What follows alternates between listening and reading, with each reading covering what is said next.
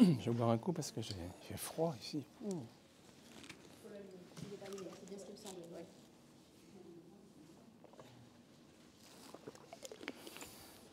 Bonjour à tous, je suis Pauline Casanova, je suis la responsable du service des publics au musée de la Grande Guerre.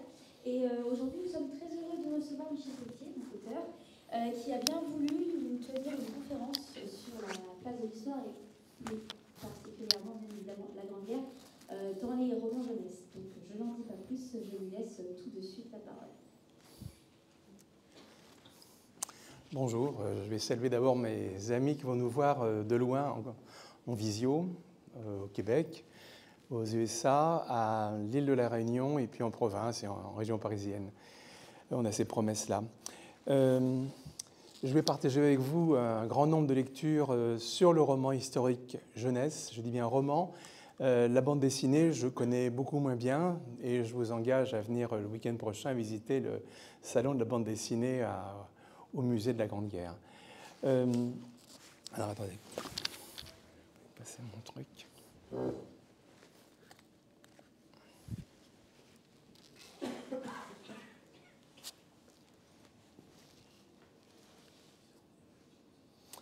Voilà, dans l'ordre.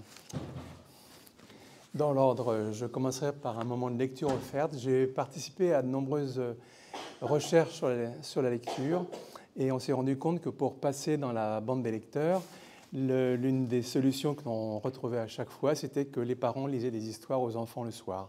Donc, je vais vous lire un petit extrait de roman historique dans un premier temps pour vous plonger dans l'histoire. Ensuite, je vous parlerai de mes doutes. Est-ce que c'était embêtant de lire des romans jeunesse? Est-ce que ça modifiait l'histoire? Ensuite, nous ouvrirons un peu le sujet sur qu'est-ce qu'un roman historique. On parlera des personnages, du point de vue. Et puis, je parlerai aussi de culture, d'inférence. Qu'est-ce que c'est? Et ensuite, je partagerai une étude faite sur une centaine de romans historiques jeunesse. Vous voyez, je les ai pris à la maison quand je préparais la conférence. En tas, il y en a un bon paquet. Voilà. Donc, je vais commencer par... je vais m'asseoir pour lire.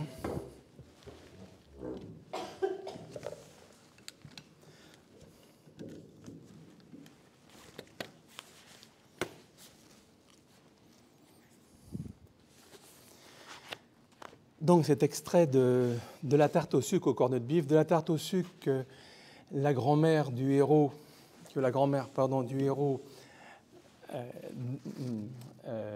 lui faisait à Charleville et au cornet de bif qu'il mangeait, qu'il ingurgitait sur le front. René a vécu à Charleville, s'est sauvé de l'attaque allemande avec ses parents en août 14 pour se retrouver à Paris et en 1917 est versé dans une section d'artillerie après avoir fait ses classes à Coëtquidan en Bretagne. Donc là, il vient d'arriver sur sa batterie. Voilà, j'y suis. Je suis arrivé à mon poste au 46e régiment d'artillerie. Nous sommes positionnés derrière l'infanterie, loin derrière les tranchées. Les 75 peuvent tirer sur une cible située à 5 km, 20 obus à la minute. On les protège. On tire dessus, au-dessus de nos troufions, sur les Boches, m'informe mon nouvel adjudant. Mais on ne peut rien contre l'artillerie Boche. Ils alignent des calibres de 105 à 201 et même, il paraît, un 420. J'ai perdu de vue mes camarades rencontrés à Coëtquidan. Nous avons tous été repartis dans des différentes batteries du régiment pour, entre guillemets, boucher les trous, nous a dit un officier. Je comprends vite que ces trous, ce sont des soldats tués ou blessés dont nous allons prendre la place. Je suis le petit nouveau pour servir sur ce canon de 75. Je vais un peu plus loin. Un ordre arrive. Il faut envoyer des hommes dans chaque batterie pour la corvée, aller chercher la soupe et des vivres. Et le bleu, René, va nous chercher la popote. La quoi, je demande. La soupe, dit Alfred. La pitance, ajoute René. Le rata, notre repas, quoi, s'amuse Maurice. J'apprends que la cuisine roulante est située loin en arrière. Elle est placée en 3e ligne, où il est plus facile de trouver des lieux mieux abrités et calmes. Les officiers ont leur QG juste à côté. En plus, tu nous rapporteras le courrier et les colis. J'y vais. Je viens avec toi. Albert l'instituteur m'accompagne. Cela n'est jamais une promenade de santé. Tu n'imagines pas encore les risques encourus. On peut nous repérer de loin à cause de la fumée dégagée par les feux de la roulante. Il faut faire attention.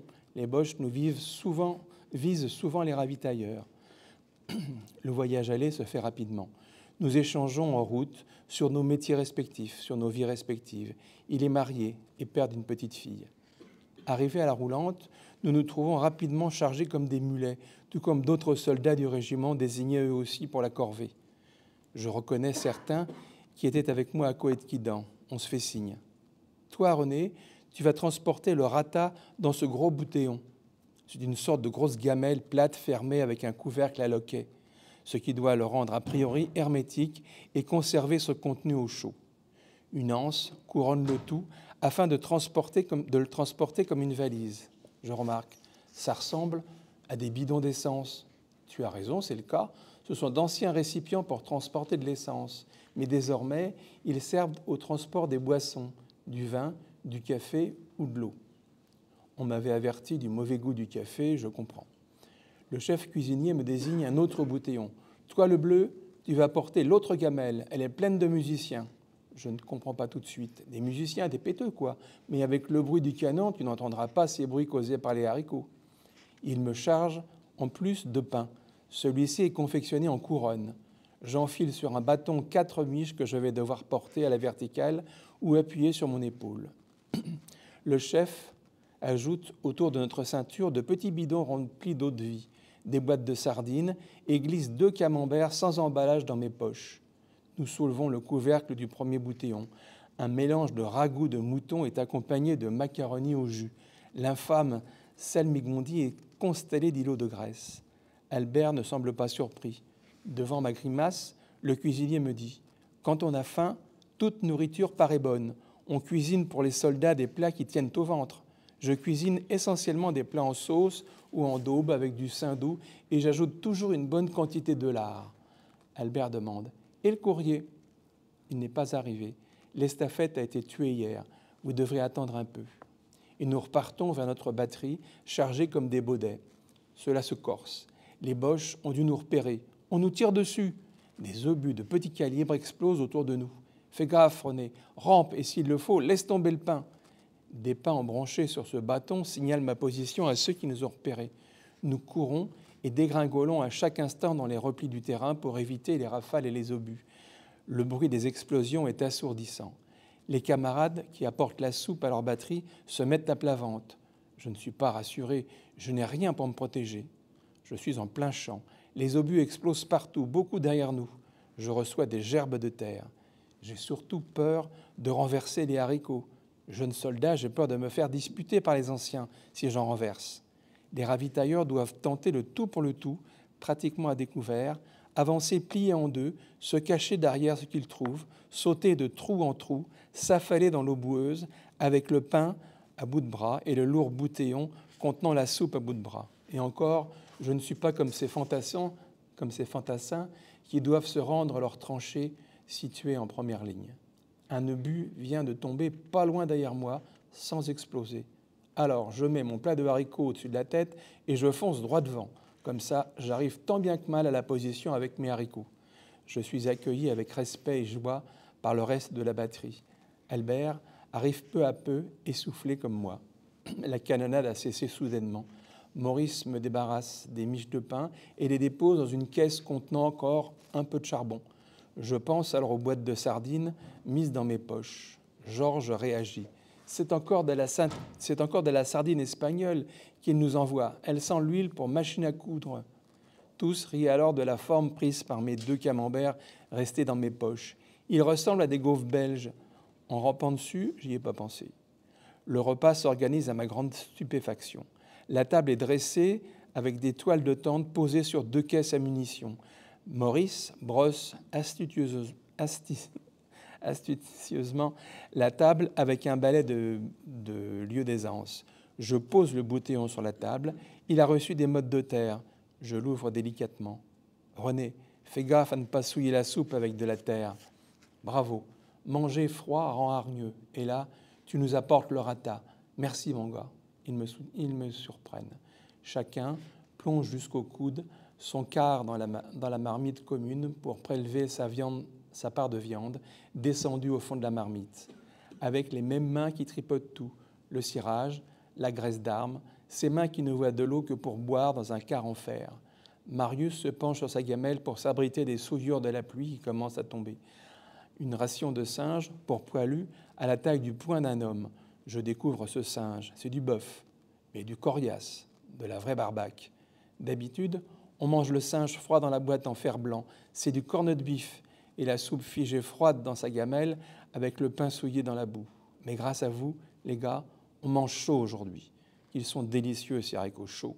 Chacun trouve un coin pour poser son quart d'aplomb. Je les regarde manger, causer, rire. Partager un repas renforce les liens de fraternité ici sur le front. Voilà. Bon, en réalité, les tirs d'obus visaient le poste de commandement qui était à côté de la roulante. Alors, on va passer maintenant. Alors oui, je vous ai mis une ou deux photos. Ce sont des photos de famille. René, en réalité, c'est mon grand-père. Je l'ai enregistré longtemps, beaucoup. Nous avons énormément de documents d'archives de famille qui m'a permis de romancer sa vie. Vous voyez, toutes ces photos, on pourrait faire le jeu où est Charlie, où est René dans les photos. Alors, qu'est-ce que j'ai fabriqué là? Il a survécu à la guerre, votre grand-père? Longtemps, oui. Ouais. Oui. Il y a même j'ai même écrit une suite après, donc je suis embêté avec ça, je ne sais pas comment le remettre. Ah, peut-être le reprendre ici.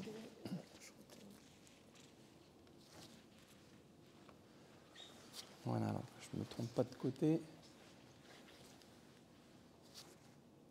Oh, bah non, j'ai refait la même bêtise.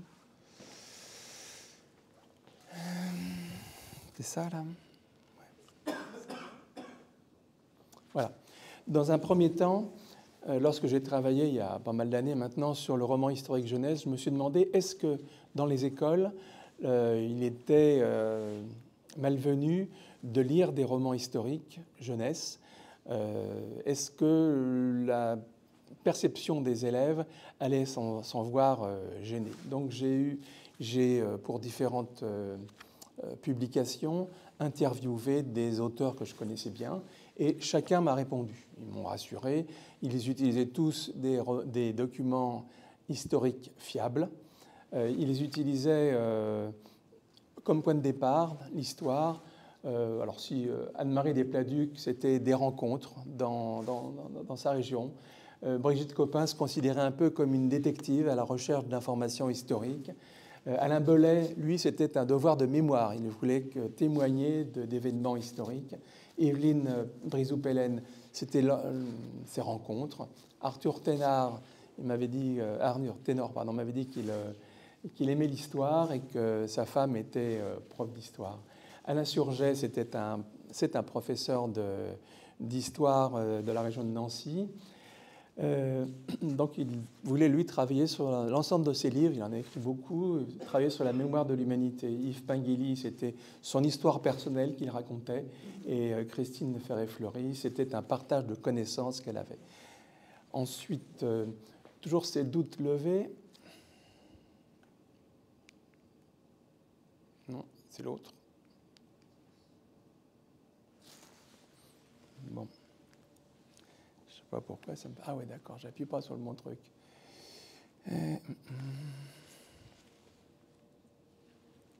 Bon, on va y aller comme ça.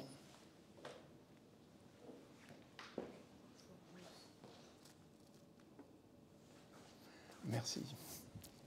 Bon, je vais appuyer sur le bon maintenant. Dernièrement, nous avons eu des questionnements concernant la période de 39-45 avec des déclarations d'Éric Zemmour ou la visite du Puy du Fou avec des manipulations de l'histoire. Donc je ne m'apesanterai pas là-dedans. Vous avez un ensemble d'historiens qui a travaillé sur ce sujet-là. Je continue. À une époque, j'ai arrêté en 2012, j'avais comptabilisé le nombre de romans historiques jeunesse qui avaient pu être édités. Il y a une vieille tradition historique dans les écoles. Beaucoup de ces livres ne sont plus édités, bien sûr, mais comme j'avais un poste qui me permettait de visiter les enseignants, je jetais un coup d'œil au lieu où étaient entreposés les livres, les BCD ou les coins lecture des écoles, et j'ai pu faire un peu de... Mais depuis, ça a changé. On va continuer. Une remarque. Que proposent les éditeurs en termes de romans historiques pour la jeunesse? On va voir qu'il y a beaucoup de propositions. D'abord, des romans fabuleux, intéressants, des romans qui nous racontent des périodes peut-être obscures ou difficiles. Michael Morpurgo, je vous en reparlerai, vous connaissez peut-être le film Cheval de guerre, et d'autres. Voilà. Des romans, donc. Des romans épistolaires. La guerre de 14, on a beaucoup écrit, on a beaucoup envoyé de cartes, on a beaucoup échangé entre les soldats, et les auteurs se sont dépêchés dans la brèche, et beaucoup de romans s'appuient ou utilisent de vraies ou fausses lettres pour faire vivre leur histoire. Nous avons, ça c'est un autre, des journaux intimes. On a retrouvé en haut à gauche, vous avez Belle Petite Monde ou Carnet de Poilus. Ce sont de vrais carnets de poilus qui ont été édités pour la jeunesse. Et beaucoup de livres qui racontent sous la forme vraie ou fictive des histoires, des albums. Alors je vous dis, je n'ai pas mis beaucoup de bandes dessinées parce que je ne suis pas spécialisé, je ne les connais pas. Puis allez, samedi et dimanche au musée, vous les verrez, il y en aura plein. Des albums avec des albums à couper le souffle, vraiment des albums extrêmement intéressants. Je reviendrai tout à l'heure dans le détail. De petites histoires. Le Pont Neuf à travers les siècles, eh bien c'est le Pont Neuf. Il y a une petite histoire sur la période 39-45. Pardon, 14-18. Je ne me trompe pas d'époque. Des documentaires, beaucoup de documentaires qui permettent aux élèves des écoles ou aux lecteurs d'aller vérifier le contenu des livres sur la guerre de 14. Des bandes dessinées, voilà, en voici quelques-unes. Ça, je vous en parlerai après. Des autobiographies ou des biographies romancées. J'ai bien aimé, alors ce n'est pas la période 14-18, le livre de Ginette Kolinka qui raconte son histoire. Roald Dahl a été effectivement pilote de chasse pendant la guerre, et dans son livre Escadrille 80, il raconte. Une nouvelle collection chez Actes Sud reprend des personnes qui ont vécu pendant, ce qui est vrai pour Jean Jaurès, enfin, jusqu'à un certain point, et Marie Curie surtout, et puis Scholzer, je l'ai mis parce que c'était le siècle d'avant. Alors, de fausses autobiographies, mais alors ça, c'est vieux, ça n'existe plus. C'était chez Casterman. Moi, Magellan, il n'a pas pu raconter son autobiographie. Des réécritures de films. Alors là, j'ai des choses à dire là-dessus. Donc, les films, les spectacles et les romans historiques ont un point commun. Ils nous ont fait découvrir une multitude d'individus dans des moments historiques forts. Chateaubriand disait de Walter Scott, auteur du roman historique Quentin de Ward, qu'il avait perverti le roman et l'histoire. D'autres pensent qu'en réalité, il a donné le goût de l'histoire à un grand nombre de lecteurs en popularisant ces époques, alors obscures pour beaucoup. Là, j'en ai mis quelques-uns, mais vous en avez tellement d'autres.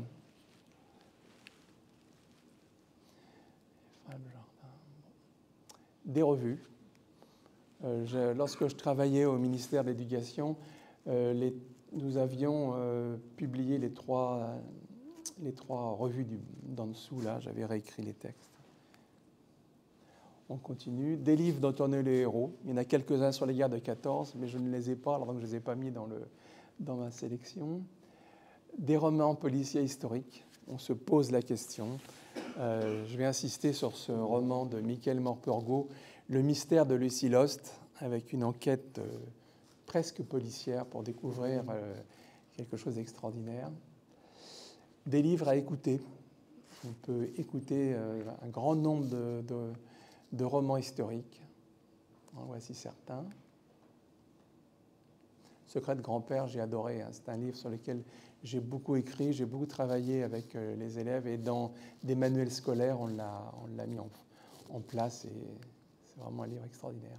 Des romans de science-fiction. Alors vous allez peut-être être surpris, mais je considère que certains romans de science-fiction permettent de voyage dans le temps, permettent de changer d'époque et de pouvoir avoir un regard sur des événements ou des habitudes d'autres époques. Je pense à l'esclavage, je pense à la violence, avec nos valeurs. C'est-à-dire que j'ai trouvé que c'était intéressant. Je crois qu'elle est là. Ah, la voilà. J'avais travaillé longtemps sur sur une série de François Appas avec des élèves. On travaillait là-dessus. Et l'idée, c'était qu'un oncle c'est un genre de club des 5, hein, un oncle avait bricolé l'ascenseur de leur HLM et grâce à cet ascenseur, on descendait dans le passé, une période qu'on choisissait. Et arrivé là, les héros étaient choqués par différentes choses. Et c'est peut-être par là que je suis rentré, moi, dans le roman historique jeunesse, avec trois livres du temps qui sont extraordinaires.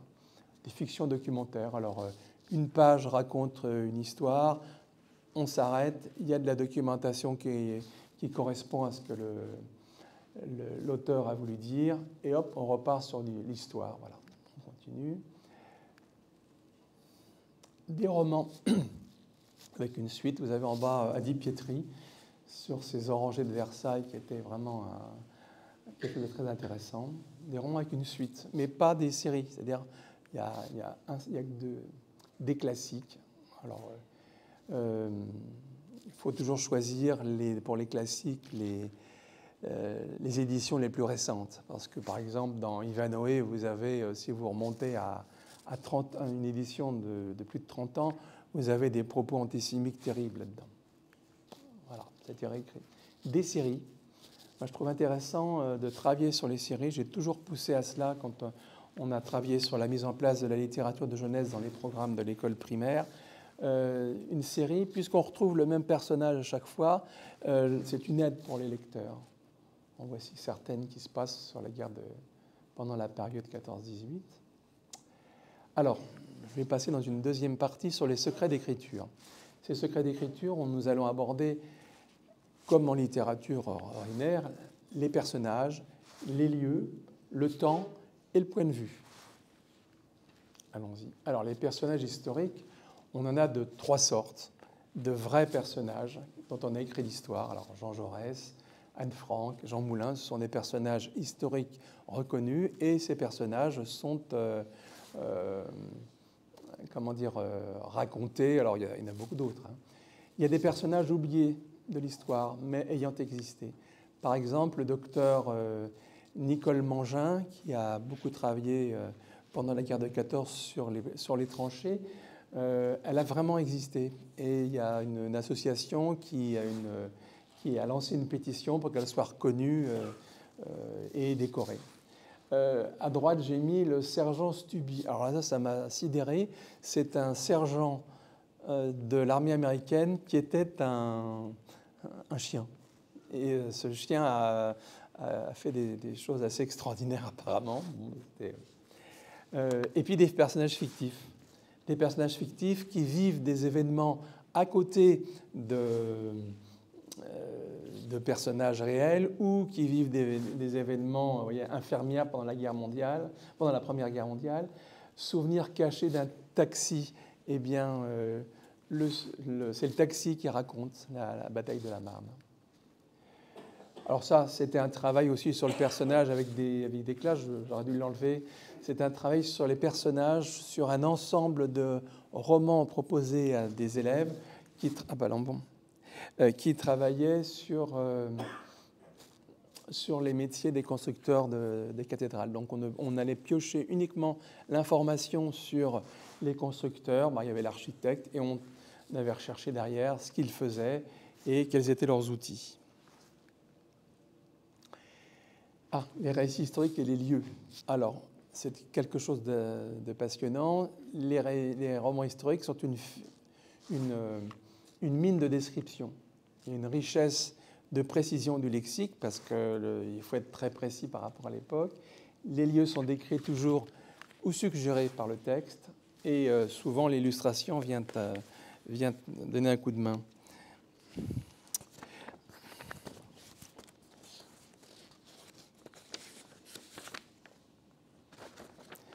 Alors, bon, ça je vais vous le dire tout à l'heure.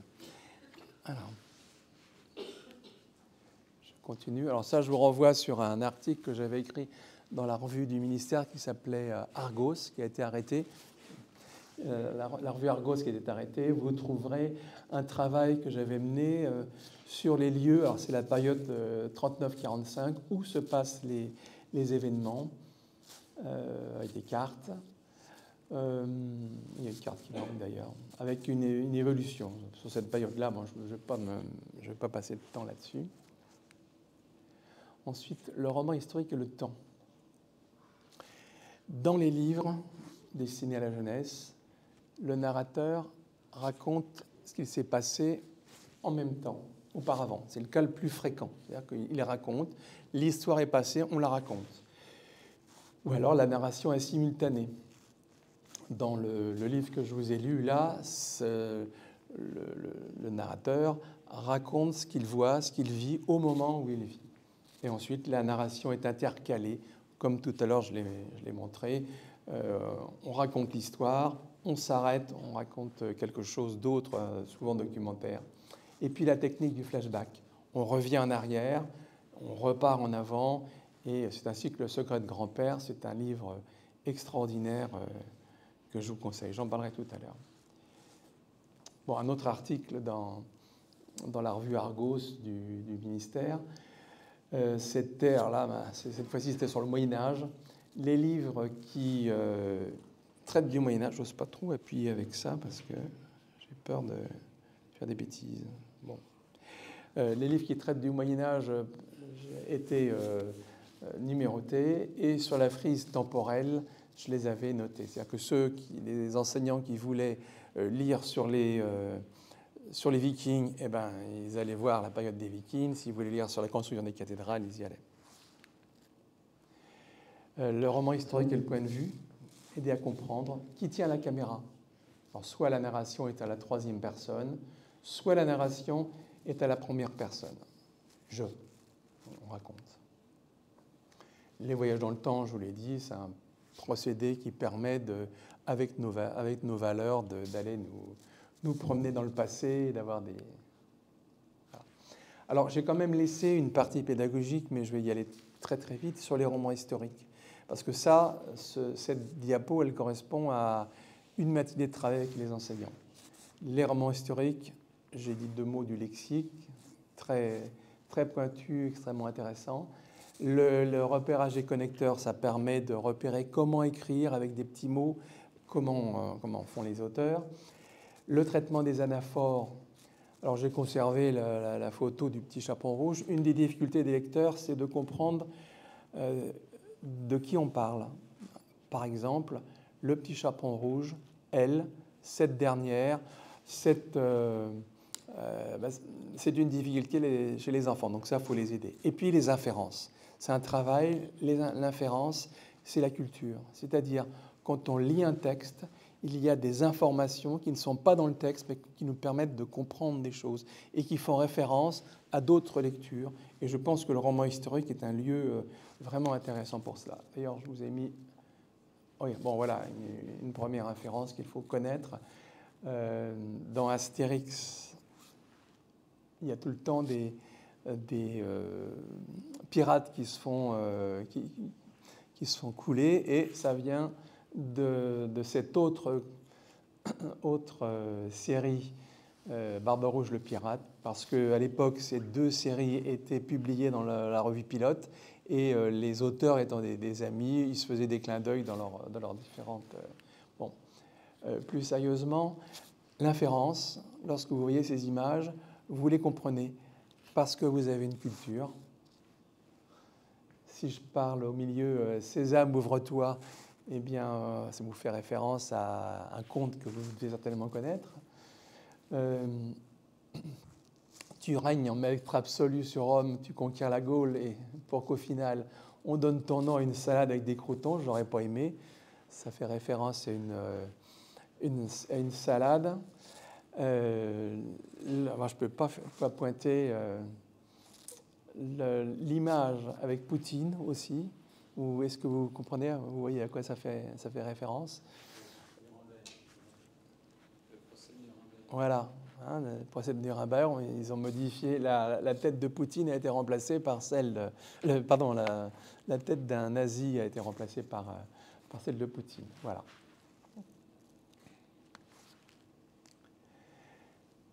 Alors, vous avez des cultures en pédagogie. Pourquoi faire lire plein de livres aux élèves dans les écoles? Comment on fait? On peut lire le même livre au même rythme, au même moment, en même temps, mais si on a des crédits pour acheter 30 livres, autant en acheter 10 différents en 3 exemplaires, ce qui fait que ça tourne. Les très bons vont lire plein de livres, et puis ceux qui ont plus de difficultés, on va pouvoir cibler et les aider. Alors, j'ai appuyé sur autre chose. Bon. Alors oui, c'est une obligation dans les écoles d'avoir une frise historique. Voilà, j'en ai fait une. Voilà. J'aborde maintenant le sujet de la Grande Guerre. Ça, ce sont les instructions officielles. J'ai commencé par ce livre 14-18 de Deux Dieux que j'ai apporté. Tout à l'heure, vous pourrez le regarder si vous le voulez. C'est un album. Je n'ose pas trop revenir en arrière. Si j'appuie là-dessus, ça fait quoi? Non. J'ai encore fait des bêtises avec mon truc, là.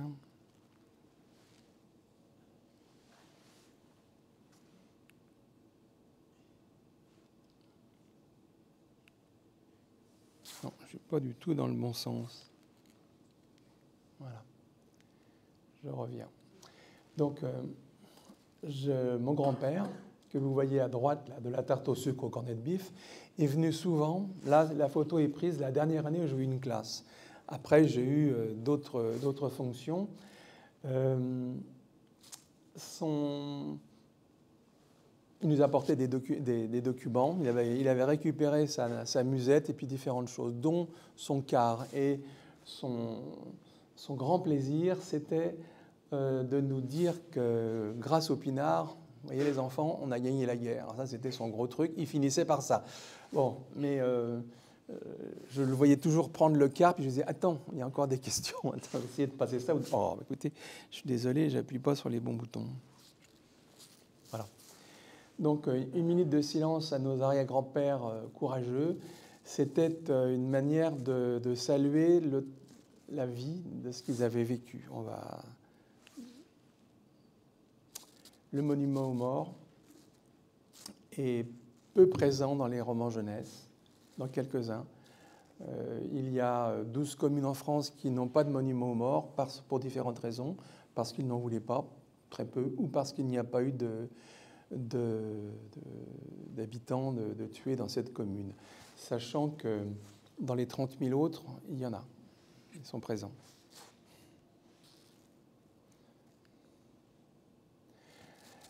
Un ensemble de livres raconte la mobilisation, les émotions. On les aura. Rendez-vous à Berlin.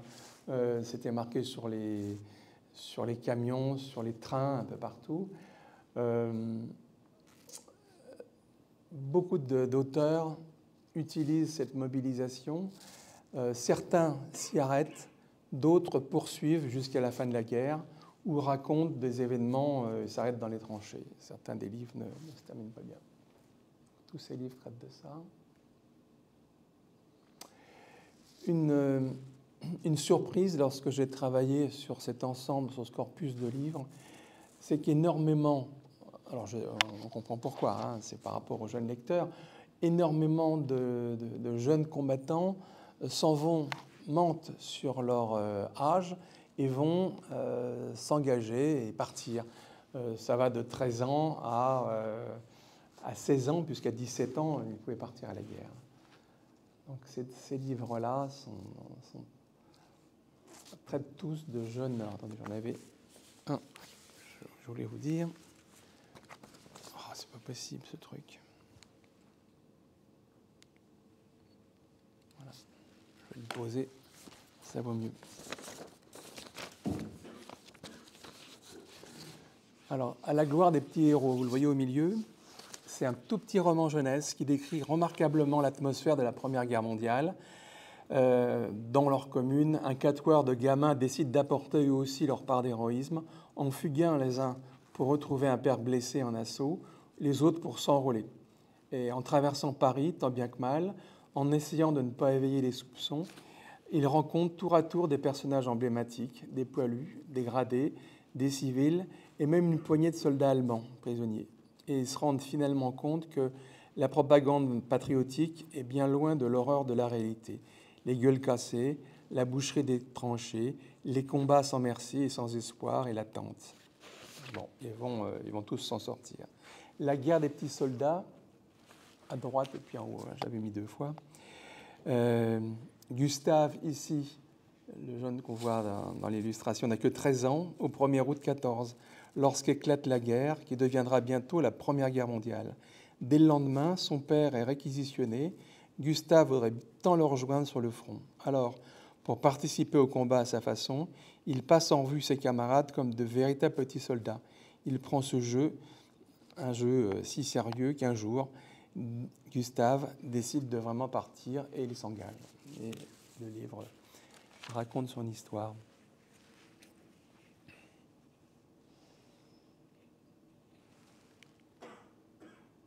Non, c'est l'autre.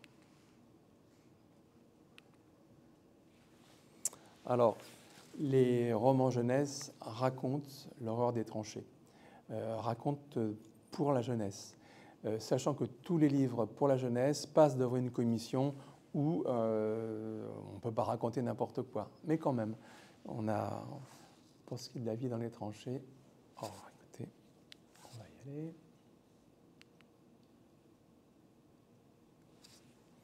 Ah, je suis désolé, je ne me sers pas bien de ce bazar-là. Est-ce que vous appuyez là-dessus?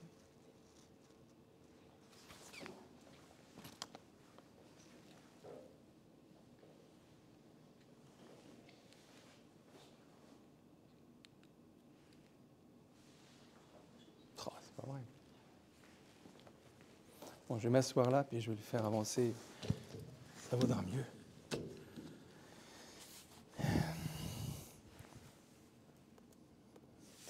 Voilà, c'est ça là, oui. Bon, voilà, je vais laisser tomber ce truc-là, parce que là, dans les tranchées, pendant les 4 ans, les soldats ont vécu à demi enterrés. Ils souffraient de la pluie, du froid. Les romans jeunesse présentent ces choses-là. Ils racontent de multiples façons ces souffrances, lesquelles je pourrais vous signaler. Bon, Cheval de guerre, vous l'avez connu. Bon. On trouve de tout, hein, les techniques de défense, les conditions de vie, l'équipement du soldat, les attaques, les morts, la perte d'amis. Encore d'autres. J'ai découvert dans le livre La Demoiselle de Wellington qu'avant une attaque en fin de guerre autour de Arras, des milliers de soldats avaient été massés dans des souterrains pour ensuite attaquer les soldats, les Allemands. En voici encore d'autres. Je souligne les cahiers de Baptistin Etienne. C'est un livre qui malheureusement qui n'est plus édité, de Bertrand Solé, qui est aussi un auteur avec qui j'ai beaucoup travaillé, qui est décédé lui aussi. Les cahiers de Baptistin Etienne racontent la vie d'un jeune et qui part à l'armée, qui en revient, et puis bon, c'est quelque chose qui se passe bien. Voilà. Pour ce qui est de ce livre-là,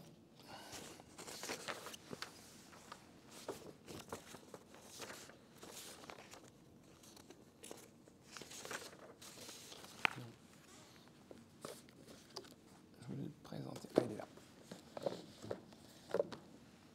Voilà, ça fait partie des livres s'appuyant sur, ici, les illustrations réelles. Georges Bruyère, c'est un illustrateur qui a été très connu, qui était un peintre, qui est sorti de la guerre ensuite, qui est devenu extrêmement célèbre. Et l'autrice Béatrice Egemar a inventé une histoire à partir de la vie de Georges Bruyère dans les tranchées. C'est un livre extrêmement émouvant qui est édité un peu, vous le voyez, sous la forme d'un carnet, d'un livre secret finalement, et qui est composé uniquement de lettres que s'échange l'auteur avec ses correspondants.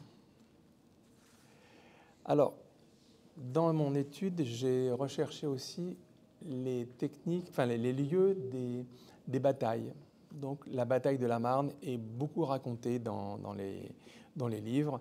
Le souvenir caché d'un taxi de la Marne, vous imaginez, c'est le taxi qui raconte, et on vit la bataille de la Marne dans les yeux du taxi. Ypres, là c'est le côté anglais. Il y a 2 livres émouvants qui sont racontés. Le soldat Peaceful, c'est Michael Morpurgo. C'est un... Je crois que j'avais préparé... Non, c'est après, ça vient après. Non, je ne l'ai pas mis là, bon, on le verra plus tard. Verdun est la bataille la plus... Bon, c'est la plus longue peut-être, mais la plus commentée, la plus éditée. J'ai souvent lu des extraits de Catherine QRK. Je vais lire ce petit passage-là de ce livre sur les marraines de guerre.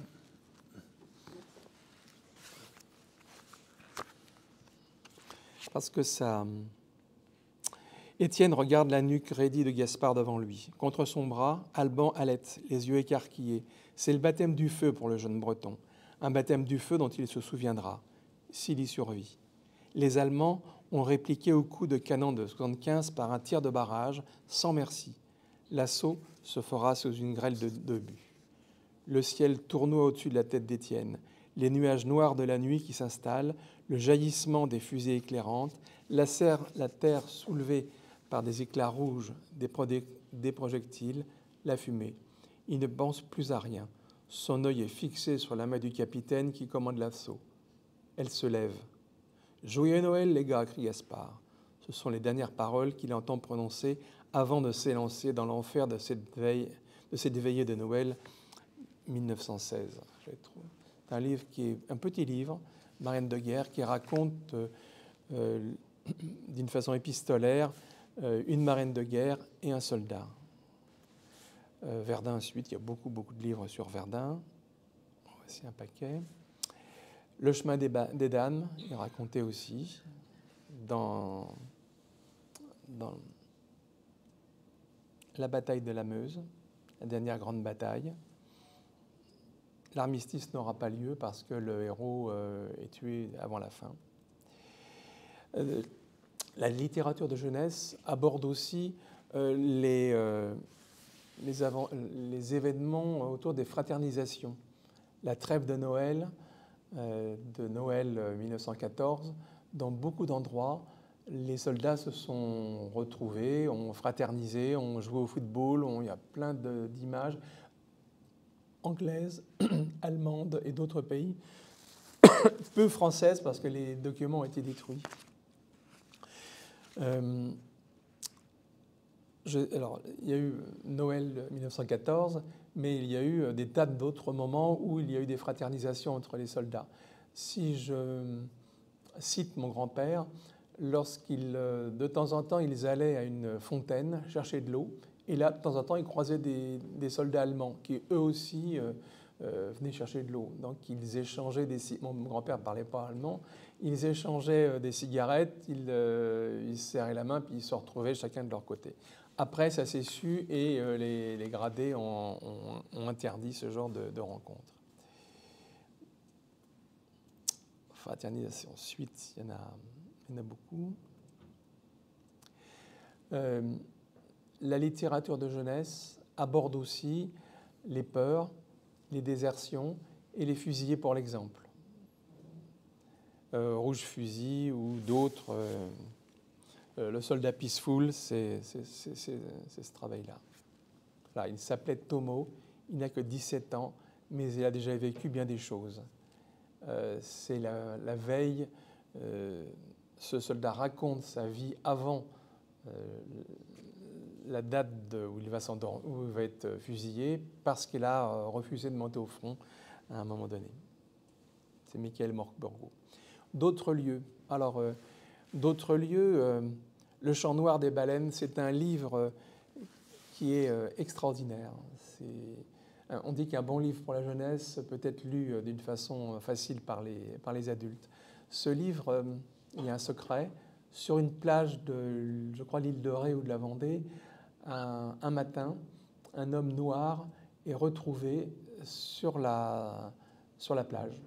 Il est ramené à l'intérieur du village. Il est sauvé. Dans un premier temps, il est amnésique, puis après, il se raconte.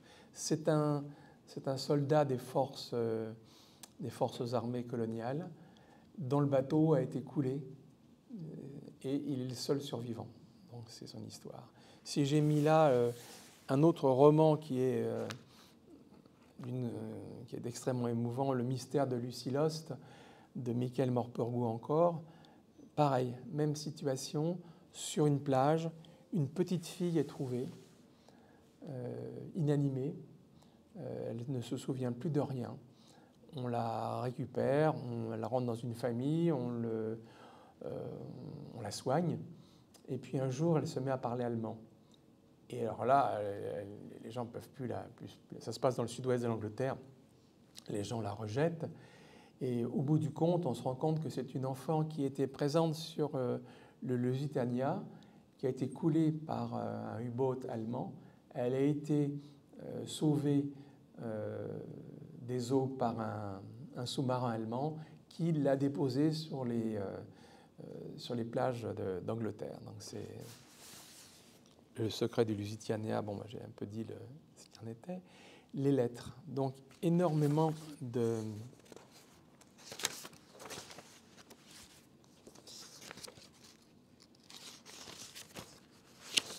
Voilà. Les correspondances privées de la Grande Guerre ont été étudiées sous différents angles. Il faut attendre les années 70 pour que l'histoire commence à s'intéresser aux écrits personnels et intimes de la guerre de 14-18 comme source d'information sur l'expérience combattante et explore désormais les écrits sous leur aspect socioculturel. Donc, désormais, les archives privées s'ajoutent aux archives publiques pour offrir aux historiens des sources nouvelles. En 2014, on nous avait demandé, nous l'avons fait au niveau de la famille, tous les documents historiques des grands-parents pour être scannés et mis en ligne. Mon grand-père est dans les archives des archives du Val-de-Marne, il est là-bas. Ces lettres donnent la parole à des anonymes qui sont habituellement muets de l'histoire. Alors, les combattants de la Grande Guerre sont la génération qui bénéficie de la loi du 16 juin 1881 qui instaure la gratuité de l'enseignement primaire et celle du 28 mars 1882 qui le rend obligatoire et laïque en France, toutes deux promues par Jules Ferry. Les poilus appartiennent donc à la génération qui sait lire et écrire. Pendant la guerre, les lettres prennent pour eux une importance capitale. Je passe. L'importance du courrier est soulignée. Beaucoup de livres alternent les textes et les chansons. Alors là, c'était un moment émouvant. Même jour, le jour où mon grand-père est venu dans ma classe à l'époque, c'était la dernière année, à la fin de son intervention, il nous a chanté la Madelon. Il avait 88 ans. Il nous a chanté la Madelon, mais il n'a pas chanté que le refrain, il a chanté tous les couplets de la Madelon. Je ne l'avais jamais entendu chanter ça. Bon, en remerciement, on lui avait chanté une chanson que nous avions apprise. Il y a quelques autres livres qui traite de cette chanson interdite de Craon. La fiancée de la Grande Guerre, entre autres, tourne autour de cette chanson. La vie à l'arrière, on apprend beaucoup de choses. De la guerre à la mer, eh bien, ce sont les enfants qui sont emmenés en Bretagne pour être protégés. Ça s'est beaucoup fait ensuite. Celle qui voulait conduire le tram, dans un éditeur que je vous recommande, qui s'appelle Talent Haut. Celle qui voulait conduire le tram, c'est une femme pendant la guerre. Elle remplace les conducteurs de tram qui sont partis à la guerre et elle conduit un tram. Mais à la fin de la guerre, elle est renvoyée et on met à sa place un homme. Je regarde l'heure. Les gants disparus, eh bien, ce sont de la même façon, ce sont des femmes qui travaillent à l'usine à la place des hommes. Bon, là, c'est un roman policier parce qu'il y a eu un vol dedans. L'engagement des femmes est particulièrement bien mis dans les livres, aussi bien des femmes combattantes. Moi, j'ai appris par ce biais-là, ça a été une entrée, le rôle de Marie Curie, qui avait travaillé donc sur les premiers effets de la radiologie, qui se rendait avec une estafette près des tranchées, qui passait des radios des membres atrophiés des soldats pour voir comment on pouvait les réparer. D'un combat à l'autre, eh bien, ce sont ces deux filles qui ont fait la même chose, qui l'ont accompagnée. Voilà.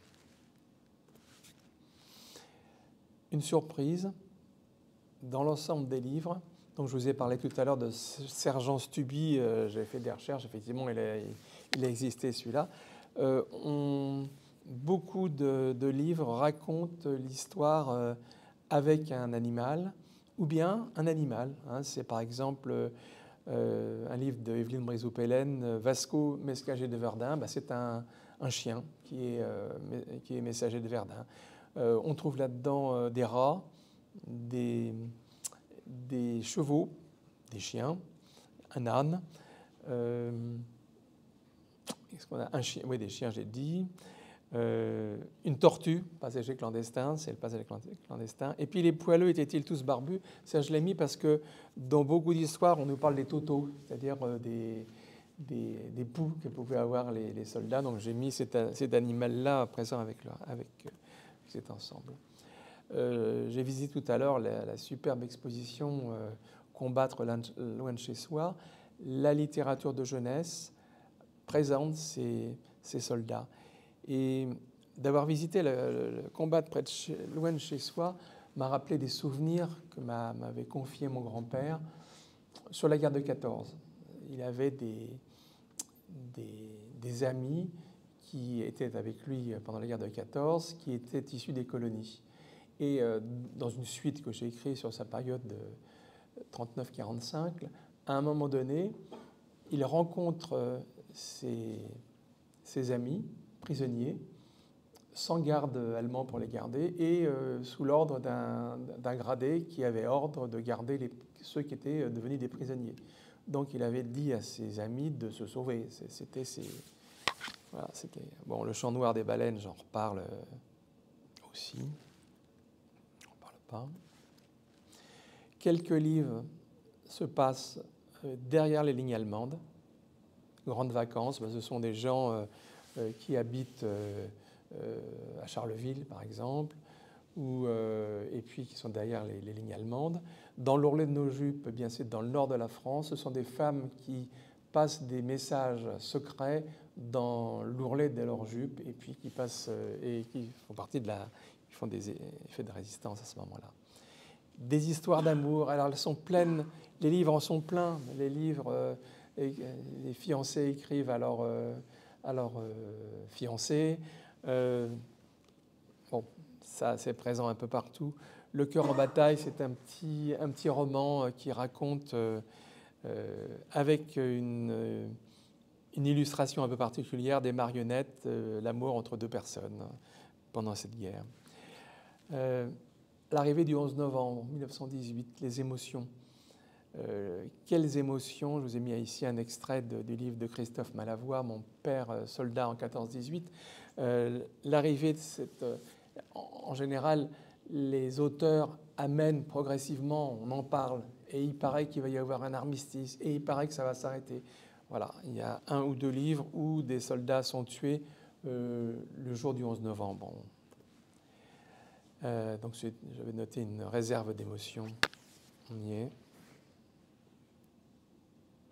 Mort pour rien, c'est celui-là, entre autres, dont je parlais. J'ai trouvé peu de livres qui traitaient de la grippe espagnole, qui a fait plus ou autant de morts que les guerres elles-mêmes.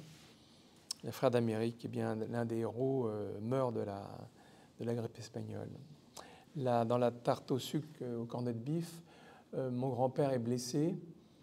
Il est expédié à Vichy, où de nombreuses stations thermales ont servi de refuge pour les soldats. Et l'arrivée de la grippe espagnole, il est envoyé rapidement vers Montpellier, avant de remonter sur Paris, d'apprendre que le 11 novembre vient de se passer, qu'il y a l'armistice est signé. Beaucoup de livres, j'arrive vers la fin, beaucoup de livres traitent a posteriori du roman, de ce qui s'est passé. Donc, soit on découvre dans des archives l'histoire d'un grand-père, on va chercher, on approche de la vérité de cette façon-là. Le Trésor des poilus, j'ai vu qu'il était en vente là-haut, de Michel Picmal. Eh bien, il y a plusieurs livres qui racontent que les poilus découvrent lors d'une explosion un trésor qui apparaît. En général, dans les histoires, ils n'en profitent pas. La guerre des boutons, eh bien, c'est un bouton qui raconte l'histoire de la compagnie dans laquelle il était. Des récits rapportés. Donc, ce sont des récits après, on raconte après. Mon enquête de généalogie, eh bien, c'est une série. Ce sont des jeunes qui vont faire une enquête policière et qui découvrent la vie de leur grand-père pendant la période 14-18. Je vais finir sur 3 diapos. Catherine Cuenca, dont je vous ai présenté beaucoup de ses livres, qui a beaucoup écrit sur le roman historique jeunesse, qui a écrit sur d'autres périodes et d'autres thèmes. Je vous recommande ses écrits. Ils sont toujours pleins d'humanité, pleins de nos valeurs, liberté, égalité, fraternité. On est en plein dedans. Hein. C'est à chaque fois. Et un autre auteur, alors ça c'est mon grand préféré, Michael Morpurgo. La plupart de ses livres racontent, ont un arrière-fond de guerre, que ce soit la période 14-18 ou la période 39-45, avec un animal souvent, une personne âgée. Il y a un lien intergénérationnel et à chaque fois, j'ai pratiquement eu les larmes aux yeux lorsque l'histoire s'est terminée. Le secret de grand-père, je peux vous le donner, le secret de grand-père, c'est que son grand-père ne sait pas lire. Et le petit garçon va lui apprendre à lire à son grand-père. Et son grand-père, pour le remercier, va lui raconter sa guerre de 14. Et c'est vraiment quelque chose d'extrêmement émouvant. Vous connaissez aussi Cheval de guerre. Ces 2 romans de Michael Morpurgo commencent et se terminent de la même façon. Il commence, le petit garçon, le héros, on lui enlève, on lui vole son cheval pour l'emmener on le vend en réalité, pour l'emmener à la guerre. Et Cheval de guerre, c'est la vision du cheval. On suit l'histoire du cheval, pour ceux qui ont vu le film, pendant toute l'histoire du film. Et à la fin, dans le No Man's Land, un soldat allemand et un soldat anglais se retrouvent à vouloir récupérer un cheval qui erre dans le No Man's Land. Ils jouent à pile ou face et finalement, c'est le soldat anglais qui gagne le cheval. Ils le ramènent derrière leur ligne. Et là, en nettoyant le cheval, il se rend compte que c'est son cheval. Donc ça, c'est typique de Michael Morpurgo. Je vous remercie de votre attention. Je vais vous conseiller quelques livres. En haut à gauche, Hôtel Castaneda. Ça se passe pendant... Alors, ce sont des romans pour adultes. Ce livre se passe pendant la période en Espagne de Franco. C'est extraordinaire. J'ai mis les 3 Ken Follett parce que le premier raconte la période 14-18. Le soldat Ulysse, eh bien, c'est l'histoire d'un soldat amnésique. Et pendant tout le livre, on va chercher à savoir qui il est, d'où il vient. La double vie de Dina Miller que je viens de terminer raconte en Amérique une chasse aux nazis. Et ces nazis sont tous ceux qui entouraient les géants qui avaient été emmenés pour von Braun, entre autres, pour lancer le programme spatial vers la Lune. Et puis un livre à droite que j'ai beaucoup conseillé, sur lequel j'ai beaucoup écrit, « Papa, pourquoi t'as voté Hitler ?» C'est la montée du nazisme en Allemagne. Dans un premier temps, on a enfermé les hommes, on a interdit et brûlé les livres, on s'est attaqué aux handicapés, et puis la guerre. Et la phrase « Papa, pourquoi tu as voté Hitler ?» c'est le petit garçon qui pose ça à son père à la suite de ses dégâts. Voilà.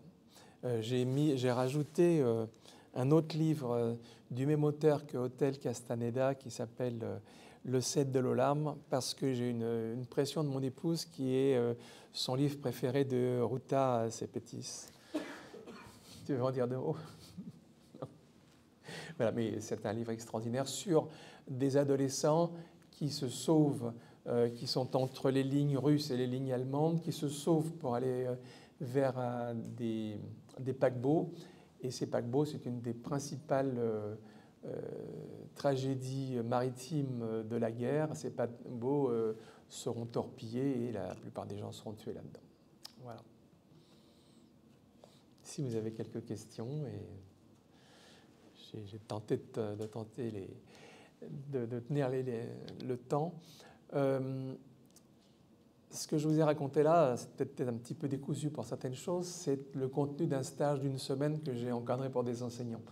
Donc j'ai été obligé de foncer, faire des raccourcis, on ne s'est pas trop plongé dans les livres. Et j'aimerais insister sur l'importance de la culture. Je vais vous relire la conclusion que j'ai donnée il y a 3 semaines à l'IUFM de Livry-Gargan. Ça s'est inspiré d'un livre d'Alain Bentolila qui se termine comme ça. Le vrai historique, comme le vrai scientifique, est en continuelle mutation. En s'appuyant sur le travail des historiens, le romancier est, lui, plus proche du vraisemblable. Devenir lecteur, c'est s'intégrer au groupe des gens qui lisent, des romans historiques entre autres. L'illettrisme accompagne, nourrit et renforce l'exclusion. L'illettrisme est un ghetto social et un ghetto culturel. Il marche avec exclusion sociale, détresse et pauvreté.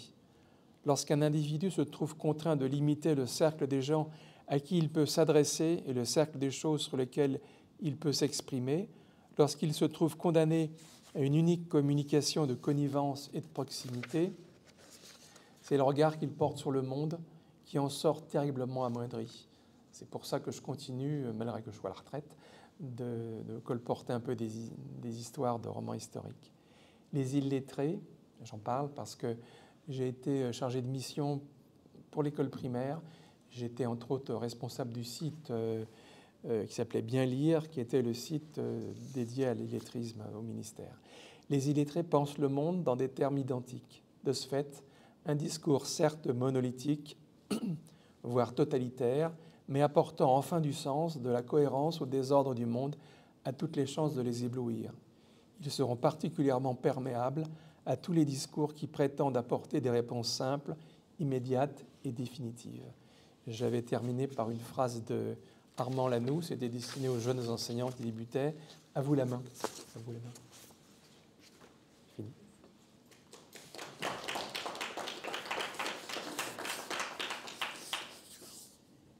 Quel boulot.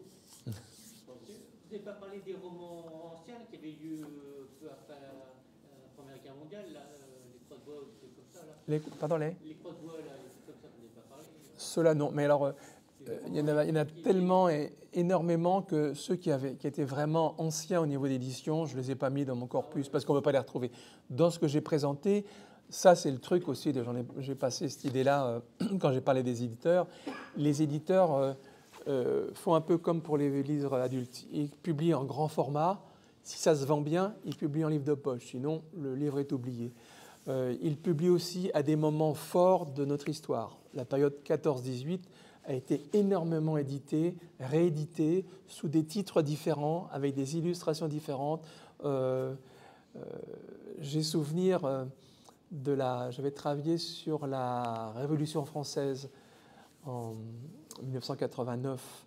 Énormément de livres ont été publiés à cette époque-là. Il doit en rester peut-être 2-3 dans les catalogues des éditeurs. Donc de même, il y a beaucoup de bandes dessinées. J'aime beaucoup la bande dessinée, mais je ne connais pas assez. J'en connais une ou deux, bien sûr, j'en connais quelques-unes. Donc pour ça, je parlais de lire samedi, dimanche au Salon de la BD, ici. Et du côté allemand, est-ce que vous avez pu voir quelques ouvrages? Alors, j'en ai trouvé un qui est édité. Il y a un livre de Catherine Koenka qui parle, alors certains, oui, parlent par des échanges de lettres, de rencontres. Catherine Koenka, elle a un livre, alors attendez, il faut que je vous le montre, peut-être. C'est lequel? C'est le... Ah ben, je ne l'ai pas mis. Ah si, c'est Le secret du dernier poilu. Le secret du dernier poilu, c'est un secret qu'un arrière-grand-père confie à son petit-fils. Il lui dit surtout, il ne faut pas le dire, parce qu'au début de la guerre, on a fraternisé avec les Allemands, et ça, il ne fallait pas le faire, j'en ai un peu honte. Et finalement, de fil en aiguille, tout au long de l'histoire, la petite fille lui propose de rechercher ce soldat allemand qu'il a sauvé en lui donnant de l'eau, etc. Puis bon, et finalement, ils se rencontrent à la fin de l'histoire. Donc c'est vraiment très émouvant. C'est le dernier poilu. Elle imagine que le dernier poilu français, alors c'est Lazare Ponticelli, mais c'est un autre là, et qui, à la fin, il meurt, heureux d'avoir retrouvé son camarade allemand qui meurt lui aussi un mois après. Voilà, il y en a peu. Les traductions, il y en a peu. C'est surtout la production française que je recevais en service de presse à la maison ou que j'allais chercher. Et j'ai vu peu de... Ils doivent avoir la même chose. Hein. J'ai pas travaillé le sujet.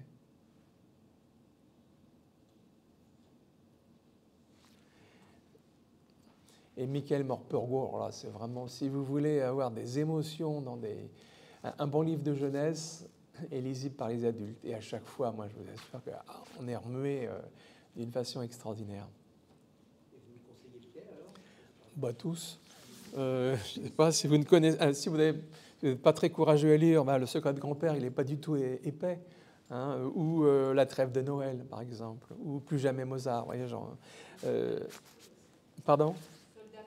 Voilà, Soldat Peaceful, évidemment. Ouais, ça, c'est une émotion comme le reste. Hein. Je pense que, comme vous dites, ce qui est important, c'est qu'en tant qu'adulte, on prend du plaisir autant que les enfants. Et pour moi, c'est un critère de qualité. C'est vrai. Donc, en tant qu'adulte, on ne s'ennuie pas. Alors, il y en a quelques-uns, je ne les ai pas mis parce que c'était vraiment pénible. Vous savez, le livre qui vous tombe des mains. Bon, alors, je suis un bon lecteur, j'ai de bonnes techniques. J'accélère un peu la lecture quand ça me plaît pas trop. Ou je regarde la fin du livre pour savoir comment ça se termine et tout ça. Voilà. Si ça correspond à mes attentes, mais ça, c'est...